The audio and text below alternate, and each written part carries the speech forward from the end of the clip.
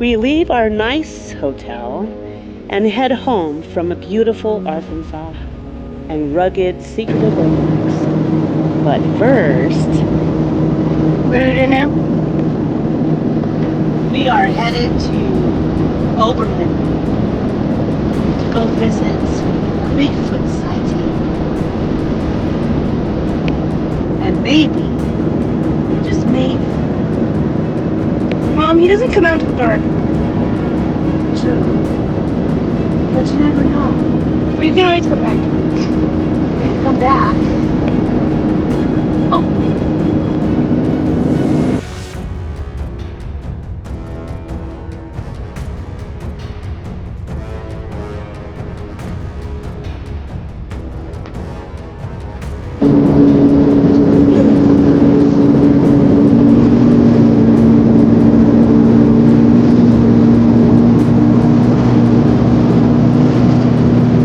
Like 5 minutes. Hey, dude, you wanted to get in front of me to get around it. You're gonna have to wait. Just wait. You just wait.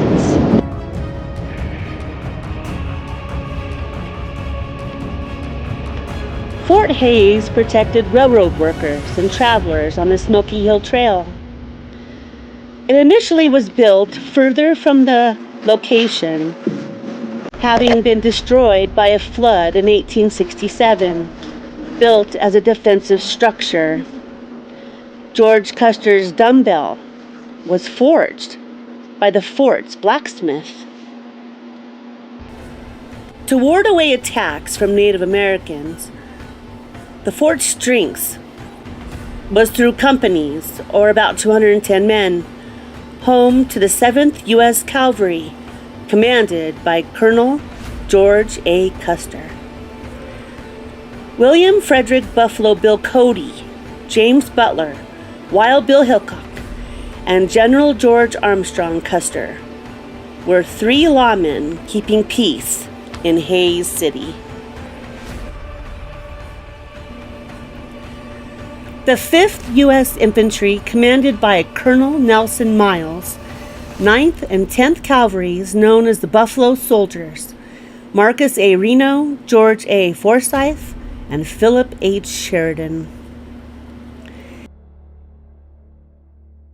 Hays City was a mile to the north of the fort. The railroad arrived, and the fortunes of Hays City and Fort Hays was inseparable.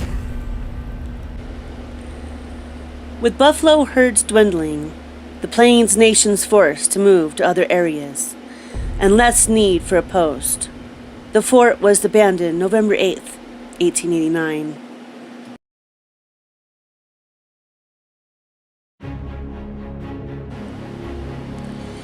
In 1900, Congress gave the land to Kansas, whereas they set up Fort Hays State University and a research center, KSU Agricultural Research Center, the largest dryland research center in the world.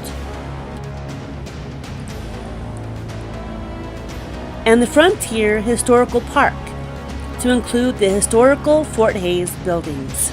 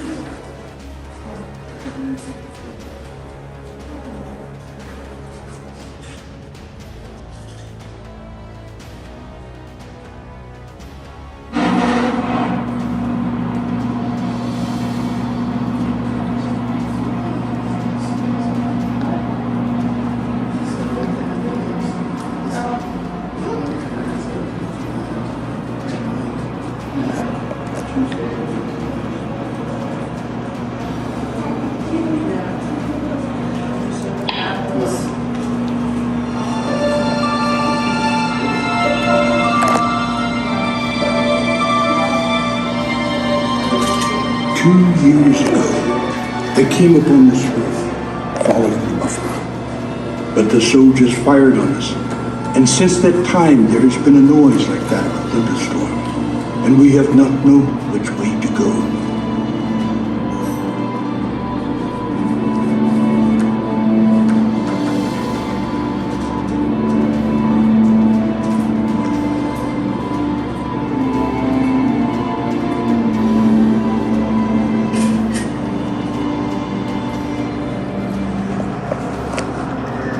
The Lewis and Clark expedition of the early 1800s was the first overland American expedition to the Pacific coast and back. The findings of that journey and others paved the way for a U.S. government policy that focused on westward expansion.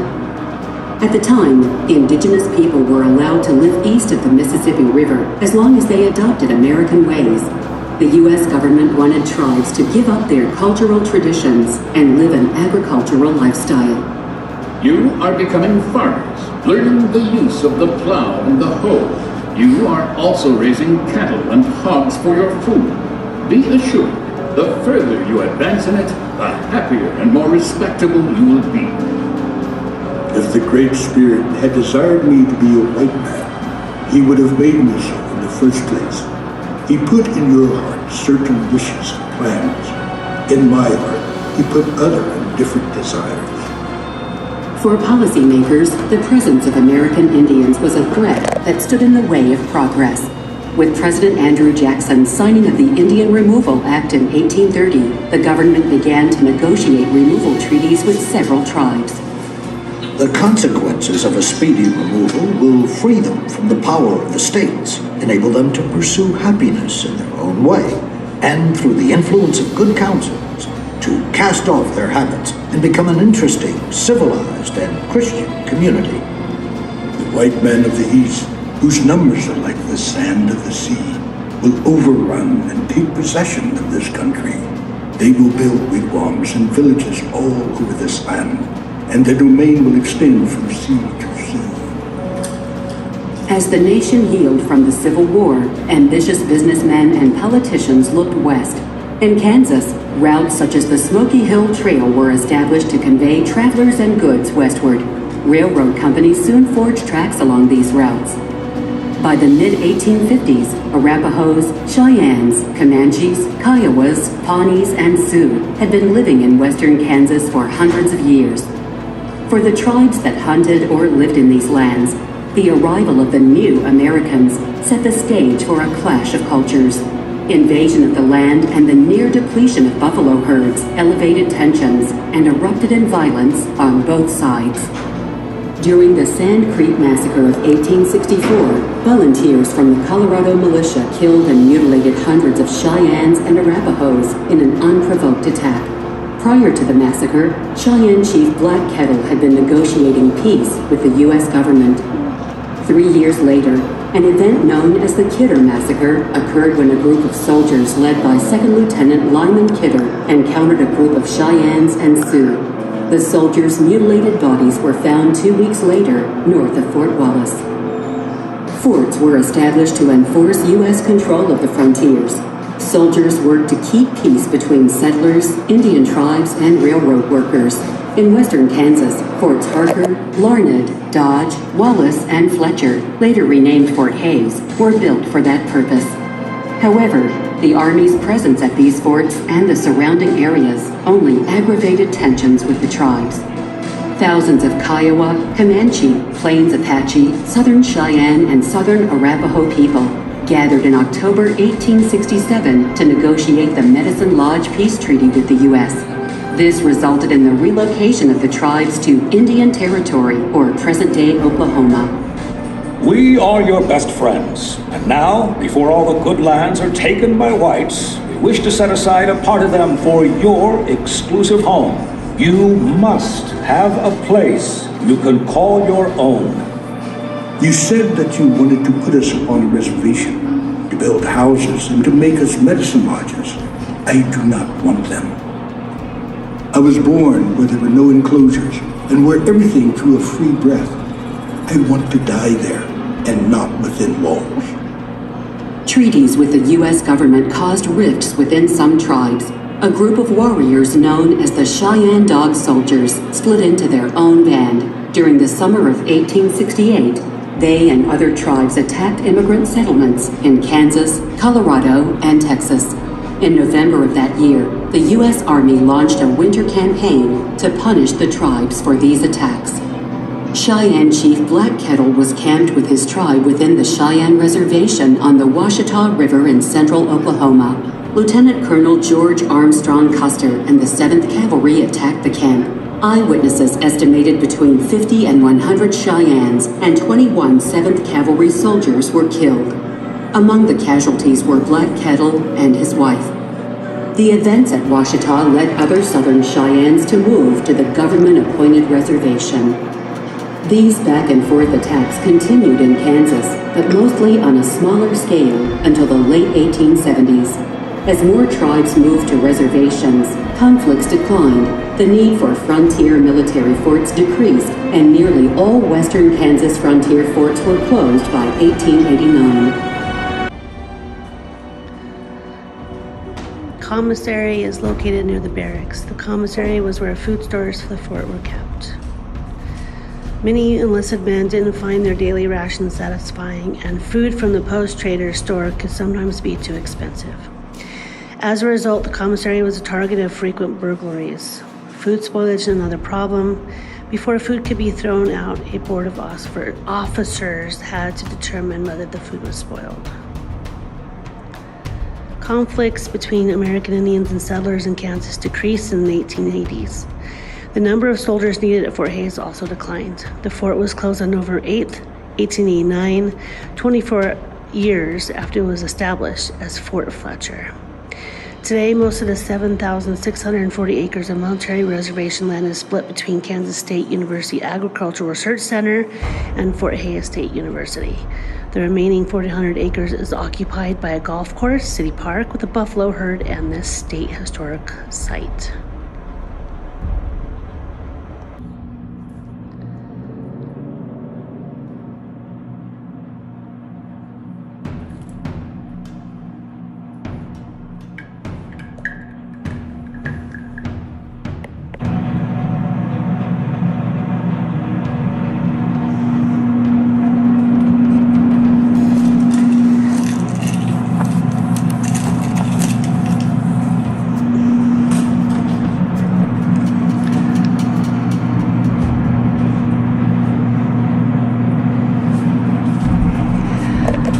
The Cheyenne, like other nomadic Plains Indian tribes, had few options in response to westward expansion.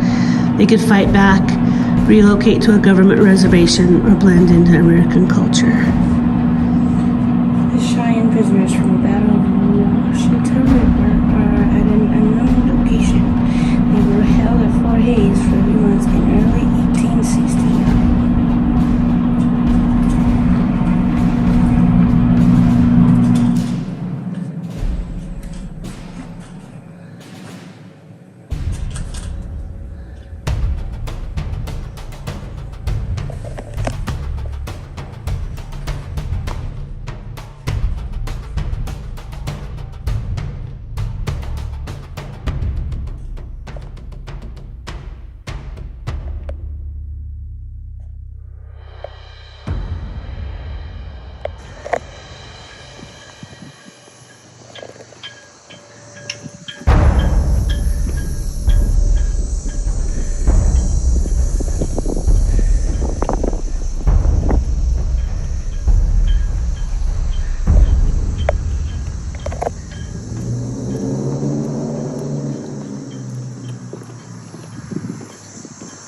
These are the enlisted barracks, hastily assembled during the winter of 1867-1868. They faced the parade ground on 3 sides. Each barrack held a company of 60 to 100 men and consisted of 2 squad rooms, a room for the first sergeant, and a small storeroom. The mess hall and kitchen were located in the back of the barrack buildings. Quartermaster First Lieutenant Frank Baldwin requested the addition of washrooms to the barracks in May 1870. The men now have to wash in the open air, consequently having no opportunity offered them of washing their persons. I therefore consider it a necessity to have the washroom built. A short time later, the request was approved at a cost of $548.40.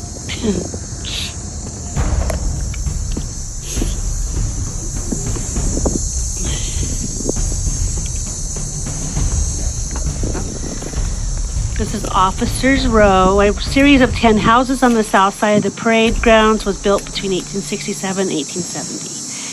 Starting to the left of this house, moving right, were the chaplain's quarters, 3 partial duplexes for officers' quarters, the commanding officer's house, 3 additional duplexes for officers, and 2 additional officers' quarters, 1 single family home, and 1 full duplex with separate doors and living spaces. The partial duplexes that will stand today house 2 officers and their families. Each family had their own parlor and 1 bedroom. They shared the dining room and kitchen. Families provided their own furnishings and could hire servants to assist with cooking, care of the children, and cleaning.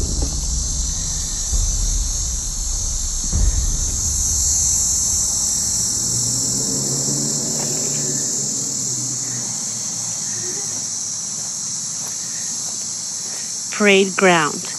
The field before you is the parade ground, approximately the size of 2 football fields. The parade ground was bordered on 4 sides by roads whose ditches are still visible. The parade ground was a hub of activity at the post. Soldiers performed drills, had dress parades, and trained in marching and movements. Bugle calls were given from the base of the 85-foot-tall flagpole. This was also a space for relaxation and entertainment. Concerts were performed, soldiers played baseball, and officers' families played croquet. We have enjoyed with fresh zest the daily martial routine. Revel, guard mount, drill, inspection, parade. We will start and tremble at the boom of the morning and evening gun. The fife thrills us, the drum rouses us, especially at revel. Grace Greenwood, August 1873.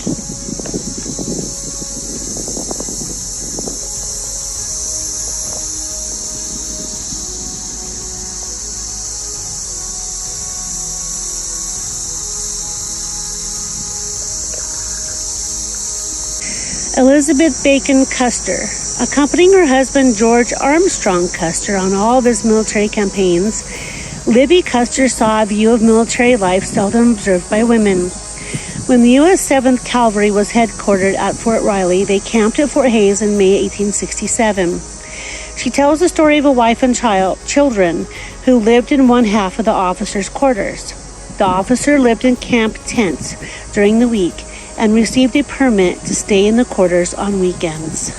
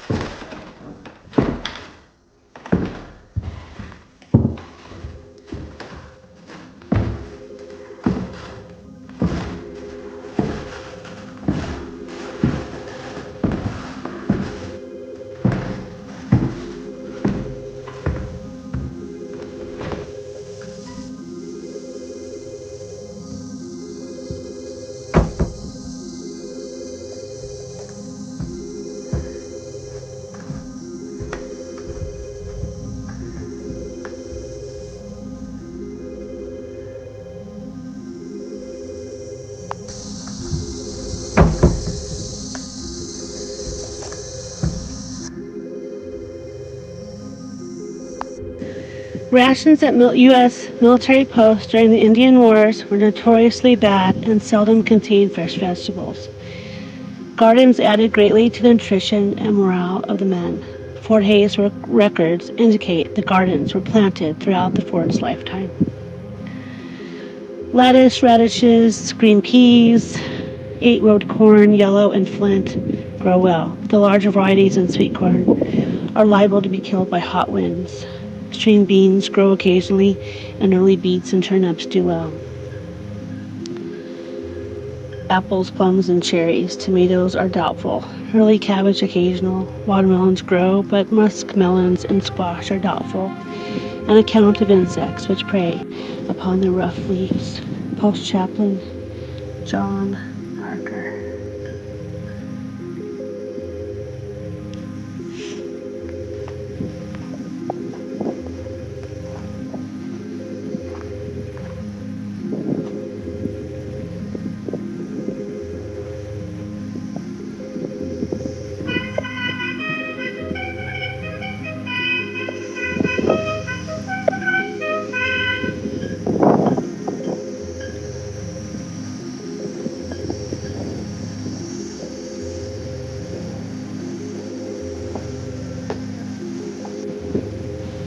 Officers in tents. Sometimes officers shared quarters on officers' row, 3 or 4 men to a house. Housing was assigned by rank and seniority within the rank. If a higher-ranking officer was transferred to the fort, he could bump a lower-ranking officer out of the house. This was called ranking out.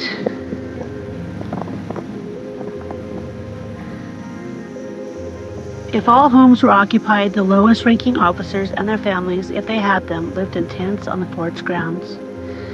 Some officers put together more than one tent for their dwelling, with the other tent nearby to serve as a kitchen. These tents were treated as home and were equipped with furniture decor, wood-burning stoves, and in some cases, wood floors. But with blowing snow in winter and oppressive summer heat, these campers were still roughing it. Sentinel Hill. The hill approximately 2 miles south of the guardhouse was known as Sentinel Hill. As part of the Fort Hays military reservation, a sentry guard posted at this location could have seen several miles in all directions.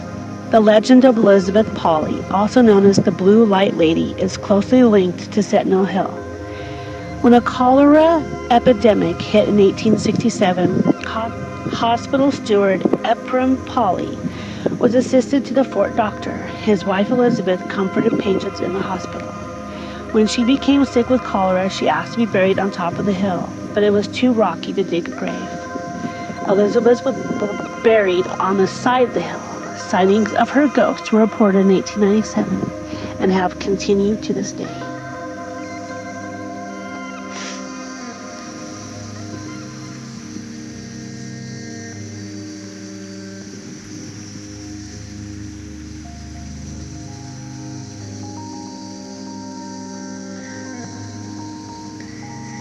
Fort Hays Military Cemetery. Oftentimes, soldiers who died while fighting were buried where they fell. Most who died at or near the post were buried at the fort's military cemetery, approximately 1 mile northwest of here. Nearly 25 of the 175 buried here were civilians. The first burial was a victim of cholera in 1867. That summer's epidemic claimed 23 military victims in approximately 1 month's time. The last burial at the post cemetery took place in 1889 after the death of the 5-year-old son of an 18th U.S. infantry soldier. When the fort was abandoned in 1889, the Army decided to relocate the military graves to Fort Leavenworth so they could be properly tended. The residents of Hays City delayed the move, afraid that disturbing the remains might trigger another cholera epidemic. The graves were finally relocated in 1905.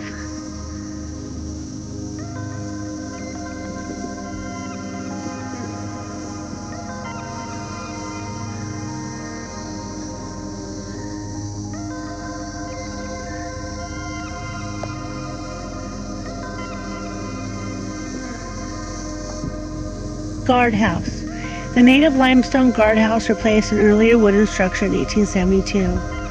It included a room for the non-commissioned officer of the guard room, and the military prison, which included 3 solitary cells. Most prisoners were enlisted men held for disorderly conduct, insubordination, desertion, even murder.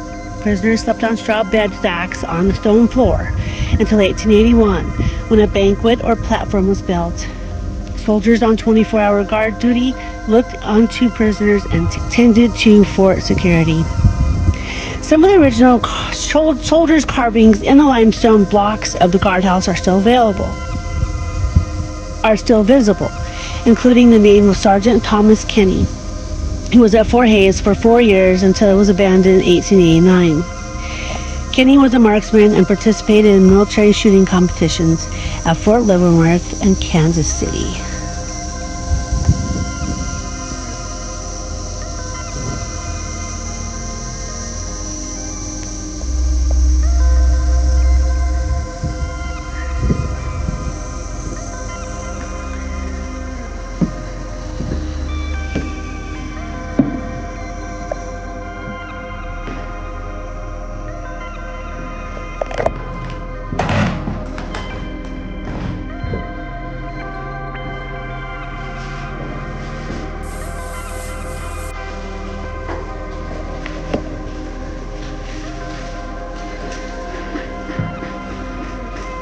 I may also mention that it is a favorite habit of soldiers when they halt on the banks of a river to take off their boots and wash their feet and walk about barefoot in our snowy mountains.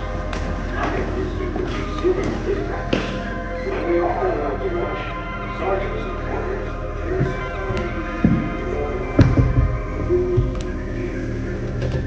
Get me out of here. It's scary.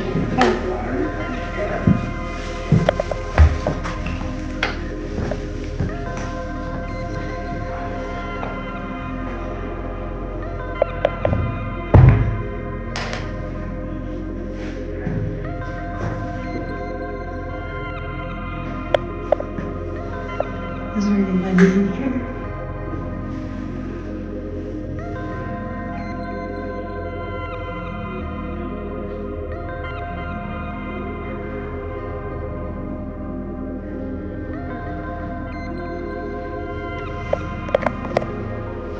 There's definitely people watching.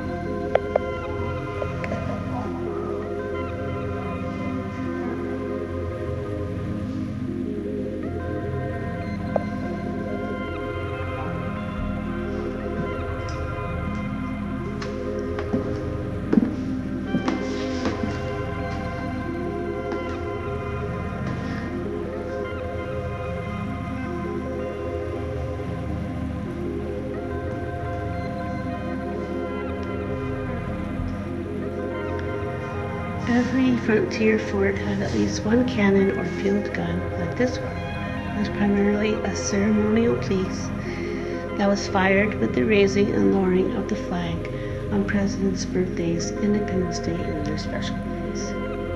Soldiers from the Fort Leavenworth Light Artillery School, 18 months.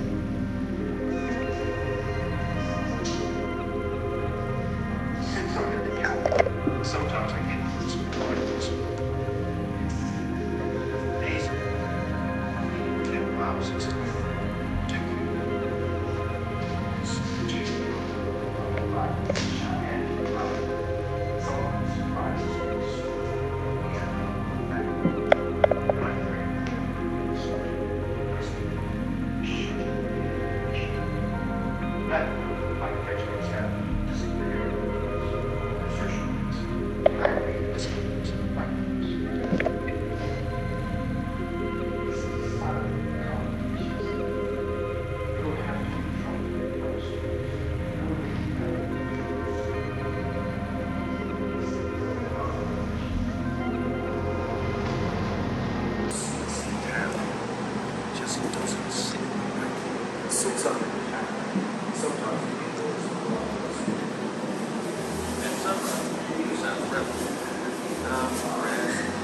Sergeant John Denny, who served at Fort Hays 1882 to 1884.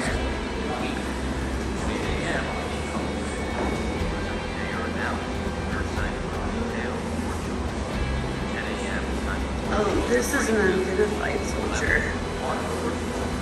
Here's Sergeant Denny and Private Charles Dole Space, who served at Fort Hays 1871 to 1872.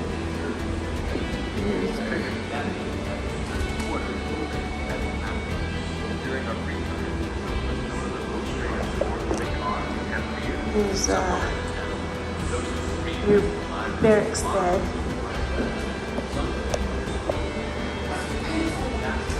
That looks nice and comfy, doesn't it?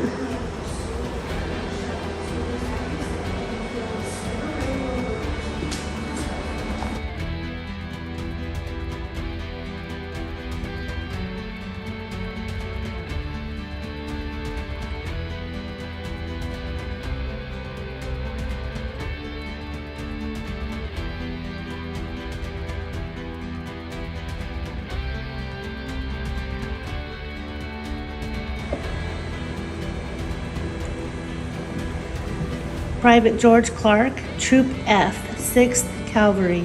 While on guard duty the morning of September 27, 1872, you were bitten by a rabid wolf. The post surgeon treated you and you were returned to duty October 12th. However, you came down with hydrophobia, rabies, and died November 1st at the age of 26.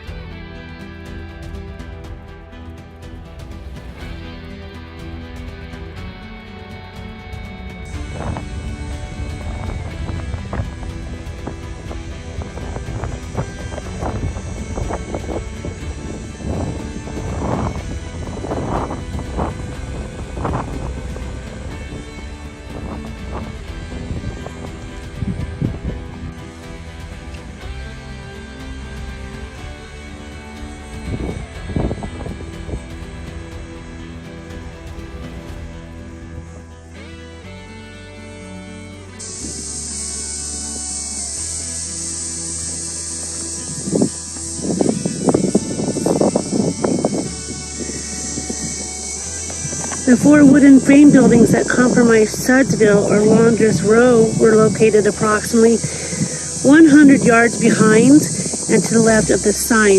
Each building housed 4 laundresses and their families in 2 12 by 12 rooms. Laundresses were often enlisted men's wives who were allowed to live at the post by doing laundry for a group of 15 to 20 soldiers. Each soldier paid the laundress $1 per month to do most of his laundry. paying extra for overcoats, pants, and bed sacks. With most privates earning $13 per month, a laundress could double her family's income. In order for an enlisted man to marry, he had to get permission from his commanding officer. Permission could not be granted unless the company had room for other laundress. Wow.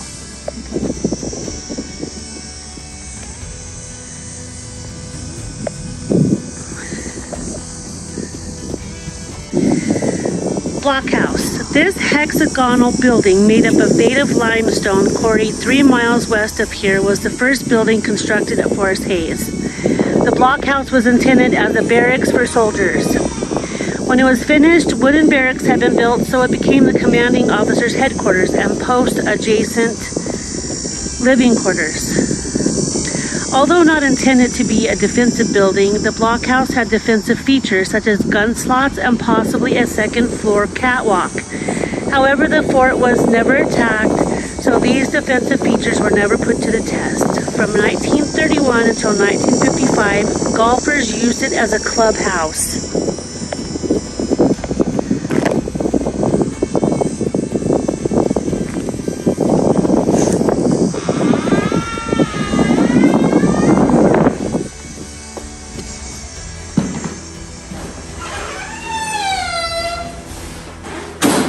Need some oil for them hinges.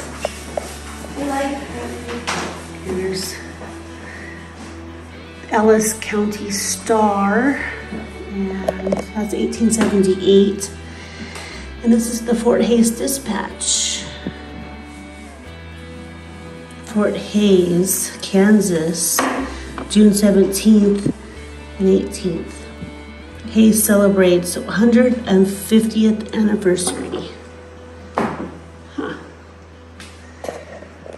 Here's the old fort map. So there's a lot of buildings here. Here's your gun slots, so you can sneak up on them varmints.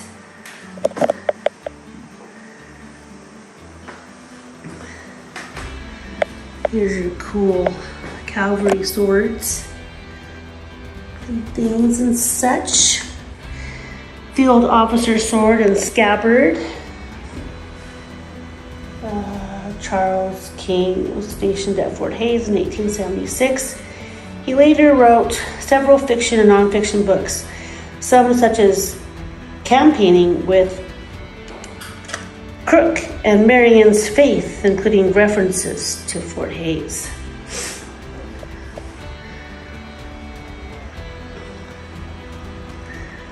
In command, the officers of Fort Hayes. The officers of Fort Hayes.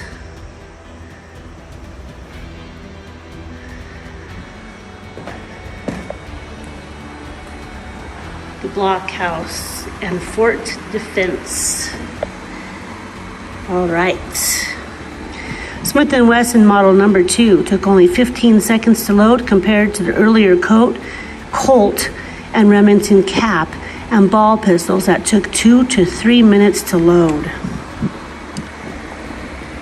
Smith & Wesson's Schofield revolver was named for Major George W. Schofield, who created it by modifying the Smith & Wesson model number 3. The U.S. Army purchased nearly 9,000 of these revolvers for use by officers and enlisted men. Cavalry or mounted troops were issued weapons that were lighter and easier to handle on horseback, including carbines, a shorter version of the rifle, pistols, and sabers. Colt challenged Smith & Wesson in the military revolver market with its 1873 Peacemaker single-action revolver.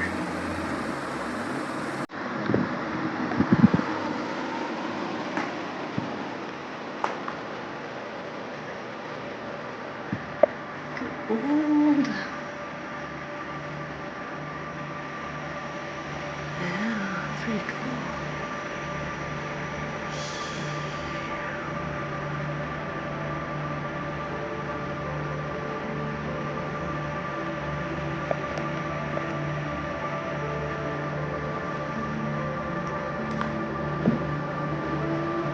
It's pretty cool. Table. I like that. It's a desk. Okie dokie. Soldiers at Fort Hays initially used 58 caliber rifled muskets. Such rifles were muzzle-loading weapons left over from the Civil War. Wow.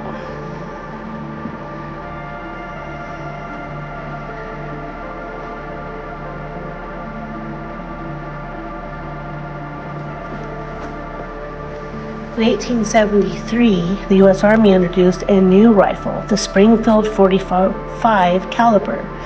It was more accurate, with a range of up to 600 yards, and had more knockdown power than the earlier rifles. It became the Army standard for the next 20 years.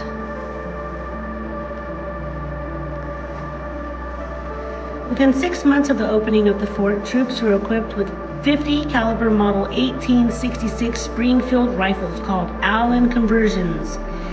The conversion of the 58 caliber musket. The Allen conversion had a new firing system that made loading and firing easier and, most importantly, faster than the muzzle loaders. Infantry or foot soldiers were issued rifles for long-range firepower and bayonets for close-in combat.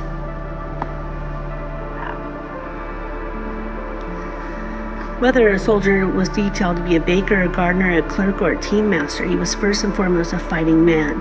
And a fighting man is no good without a weapon. Frontier fort troops had a limited inventory of weapons to choose from, and advancements were slow in coming. Archaeological evidence shows that soldiers at Fort Hays started with muskets left over from the Civil War. They quickly switched to single-shot Springfield rifles, which they used throughout most of the fort's history. Although repeating firearms were available, such as the Henry and Winchester rifles, and some were even issued to soldiers, such as the Spencer carbine sitting in the visitor center. The Army felt these weapons were too complicated for the average enlisted man to take care of, and they would encourage the men to waste ammunition by not carefully aiming their shots.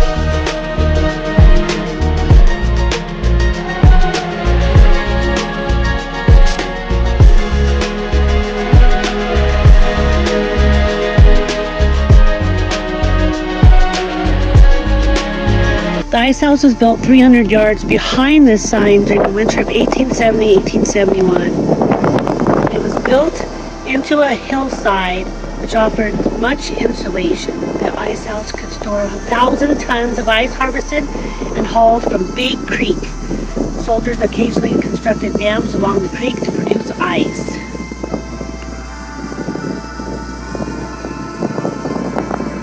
The water from the creek was unfit to drink during the final year of operation at the fort. The post surgeon warned that water can be cooled only by surrounding the vessels containing it with the ice. The 5th U.S. Infantry troops shown here photographed at Fort Co. Montana. Their clothing shows how officers would have dressed to fend off the rigors of cold weather.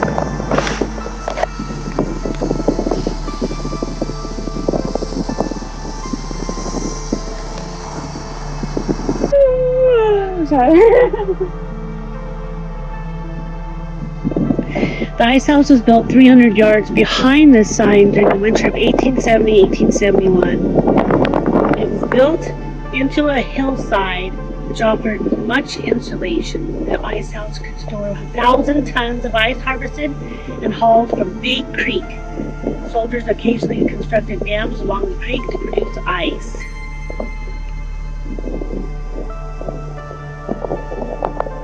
The water from the creek was unfit to drink during the final year of operation at the fort. The post Surgeon warned that water can be cooled only by surrounding the vessels containing it with ice. The 5th U.S. Infantry troops shown here were photographed at Fort Coe, Montana.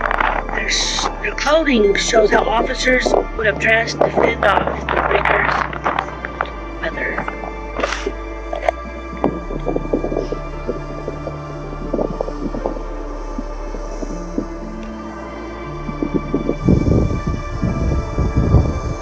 The Fort Hays Chapel, acquired in 1872, stood directly behind the sign.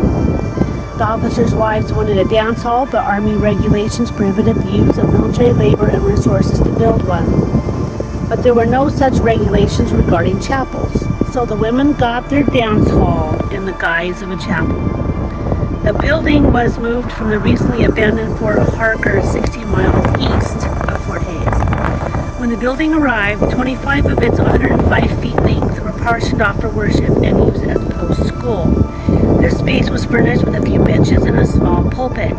The remaining 80-foot-long space was used for dancing, theater, and other amusements, and was more elaborately furnished. In 1878, high winds made the building unsafe, and it was torn down.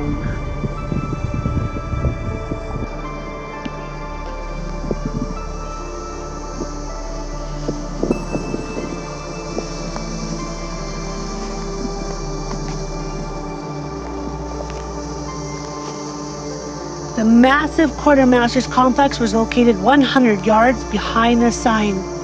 The complex included offices, non-commissioned staff quarters, warehouse, shops, and wagon shed. The quartermaster was in charge of all the equipment, supplies, transportation, animals, and construction and building repairs, as well as the post inventory. His shops included those of the blacksmith, wheelwright, carpenters, and saddlers.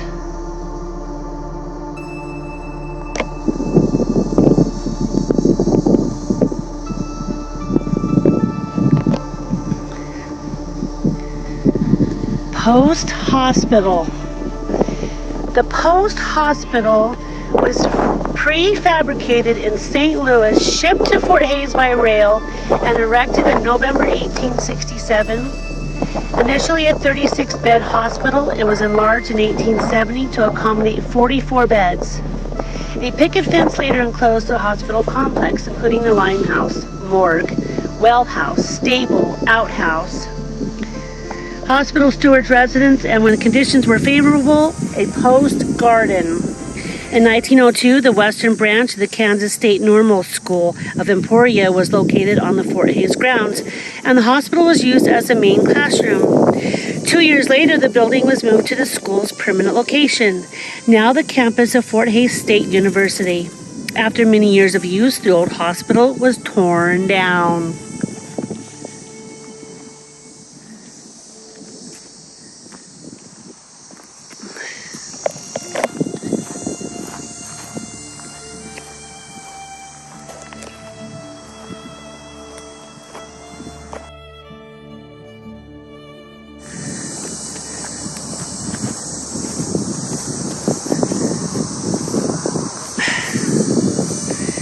Commissary Warehouse. The commissary warehouse, which stored the fort's food supply, was located behind the sign. The commissary officer was responsible for food storage and preventing loss from theft and spoilage. Bars on the windows kept out enlisted men trying to supplement their meager daily rations. In contrast to enlisted rations, the officer's mess, as described by Captain Albert Barnitz in an 1867 letter to his wife Jenny, sounds like a feast. We have good cooks, and the following is our bill of fare: French beef or buffalo meat roasted, boiled or fried, potatoes, eggs, ham, fresh peas canned, canned peaches, cherries, and tomatoes, etc. Canned peach pies, fresh bread, stewed peaches, pickles, warm cakes, etc., etc.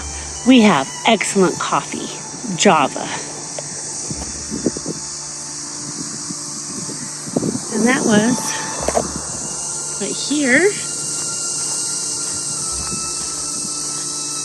One more little walk. Very cool historic place. I'm glad it has been saved so we can learn our history and see this massive, beautiful buffalo. Time capsule. In commemoration of Hay Centennial 1967, plastic capsule buried May 1967 to be exhumed 2067, dimensions 7 feet long by 1 foot diameter, buried 10 foot below this marker. The time capsule is to provide historical reference on the progress of Kansas family farmers working with the federal government for stabilizing and protecting soil, water, and other renewable natural resources for future generations. Contents: 3-foot soil core sections from each of the 12 major land resource areas in Kansas. Records, reports, reference material, and other data are from the 105 soil conservation districts of Kansas. Ellis County Soil Conservation District Board, 1967. How cool is that? That is like way too cool. So I'm gonna go up here.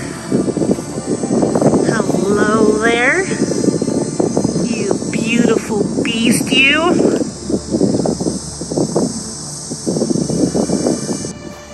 Well, my friends, that concludes our tour of Fort Hays.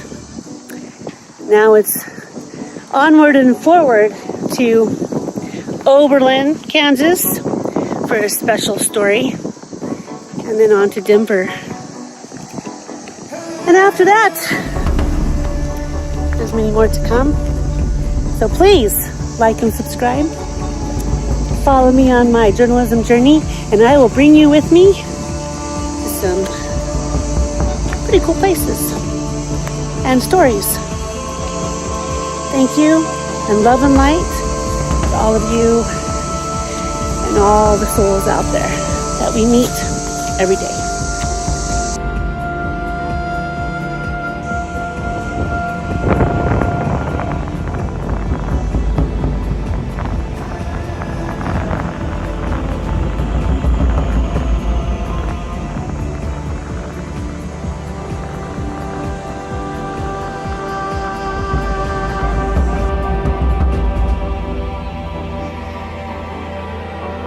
Tell me the story.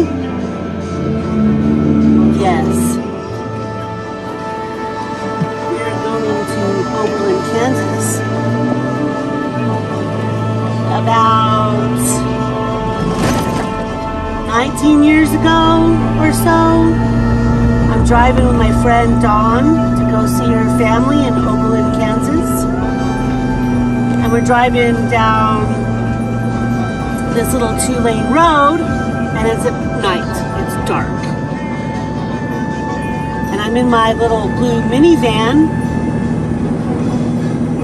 and all of a sudden, right in the middle of the road, appears 2 little black and white things dancing down the street. And I had no time to stop or brake.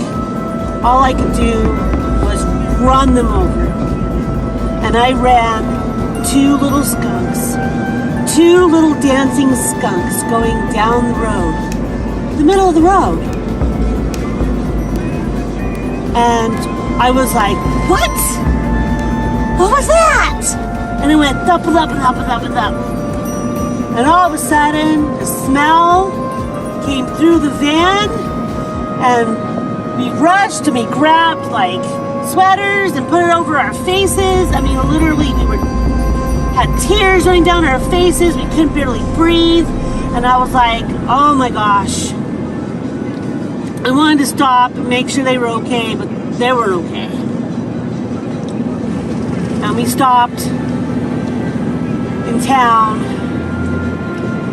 and had to get a car wash and wash all the white stuff off the van.